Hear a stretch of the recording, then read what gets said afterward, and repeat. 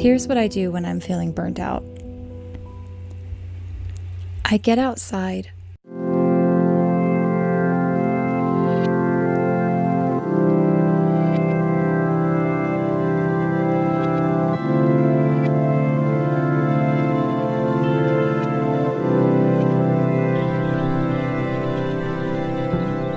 I feel the grass touch the ferns, feel the wind pass over my skin and the dust collect in my hair.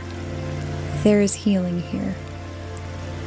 I feel like I've been narrowly escaping burnout for a long time now. It comes closer sometimes. I can feel it breathing down my neck. It's like an invisible monster that has somehow become a companion. But I keep moving forward, creating distance between us.